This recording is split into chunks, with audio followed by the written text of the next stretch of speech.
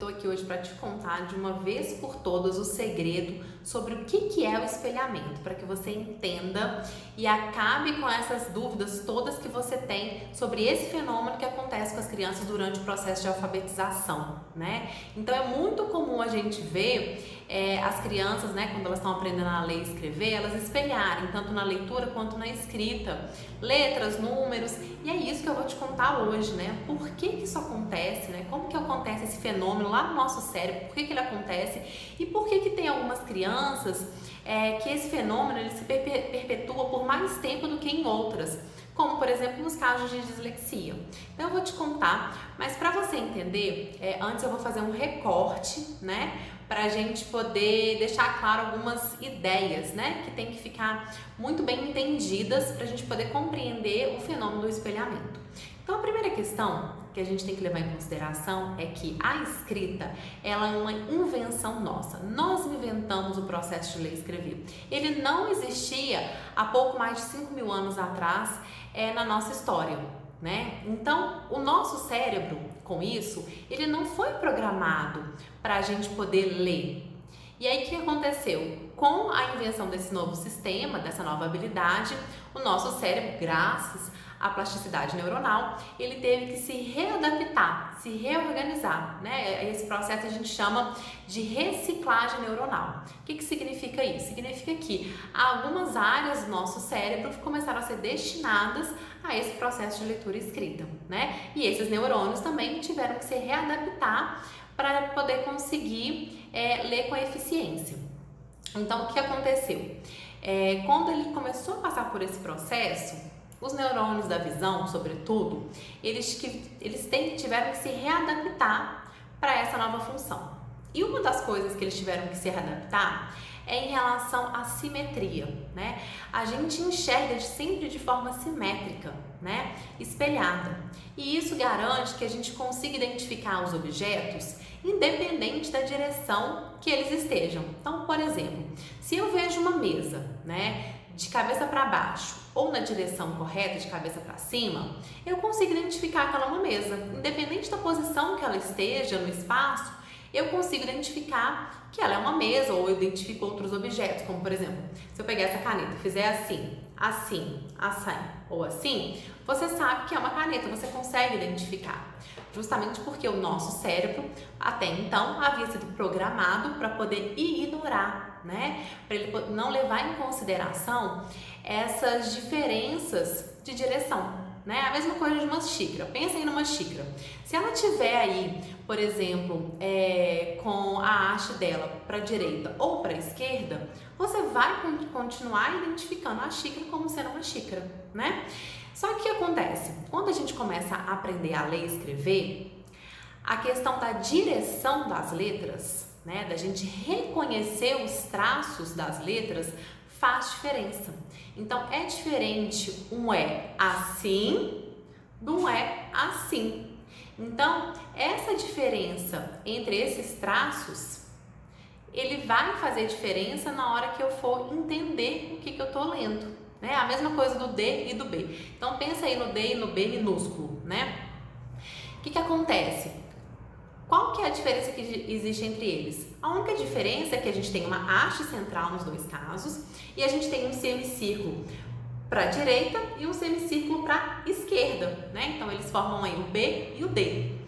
Só que se a gente não levar, né, se o nosso cérebro continua processando as imagens e desconsiderando, né, menosprezando aí o efeito da direção, eu não vou conseguir diferenciar o B do D. Né? Para mim vai ser a mesma coisa, né? Lá para o nosso cérebro vai ser a mesma coisa.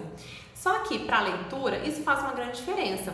É diferente eu ler boca de eu ler doca. São palavras completamente diferentes, que têm significados diferentes.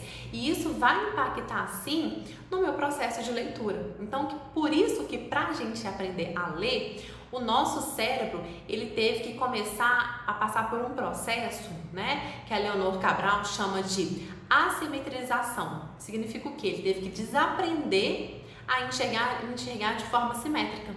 Ele começa agora a considerar sim a questão da direção, só que ele vai fazer isso só para leitura.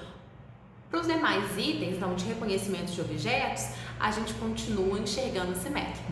Então, por isso que quando a criança está sendo alfabetizada, ela tem vários momentos onde ela comete os erros de espelhamento, de imagiamento. Por quê? Porque ela está aprendendo ainda a reciclar esse processo e ensinar lá para os neurônios da visão dela que eles precisam levar em consideração a direção, né?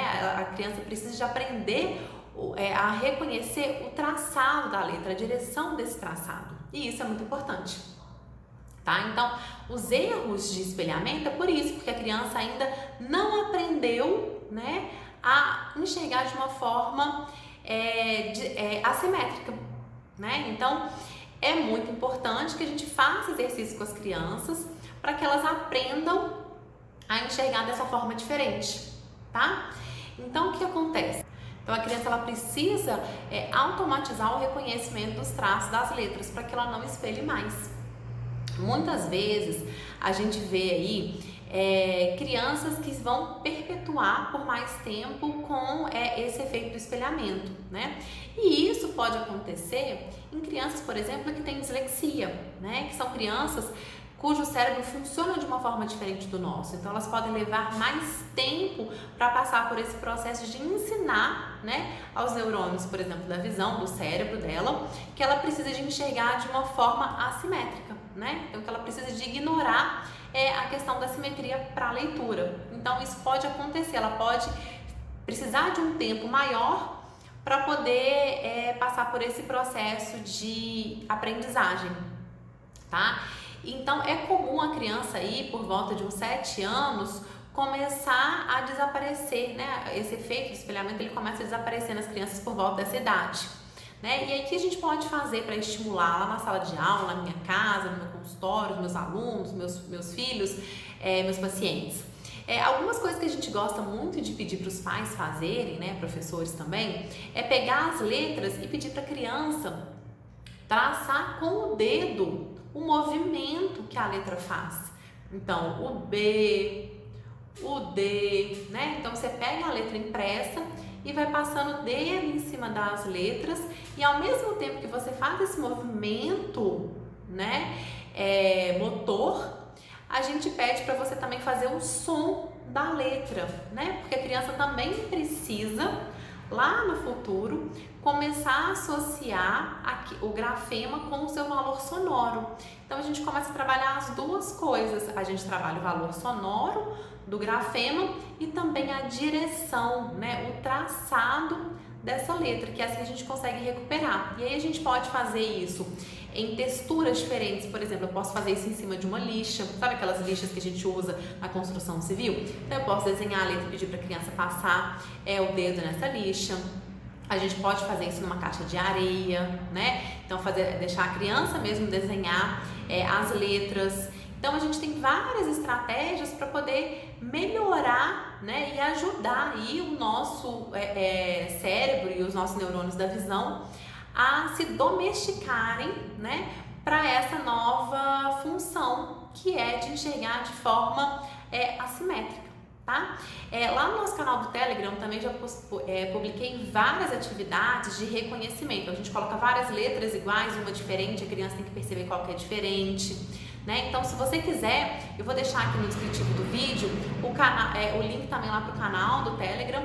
E se você quer receber outras novidades e se você quer entender melhor como funciona esse processo, siga a nossa página, salve esse vídeo aqui embaixo no cantinho, tem uma bandeirinha, envie para outras pessoas que você acha que vão gostar desse conteúdo também, nesse aviãozinho, né, ou no botão de compartilhar.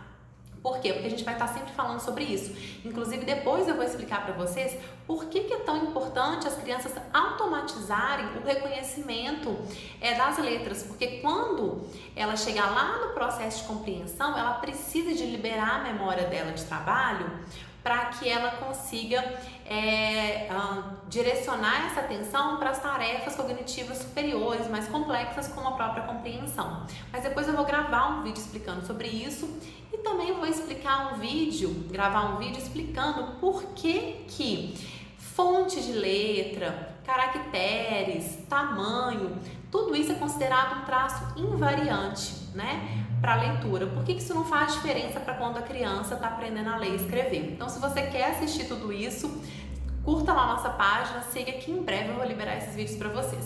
Espero que vocês tenham gostado e qualquer dúvida é só deixar aqui nos comentários e depois eu respondo. Um beijo e até o próximo encontro!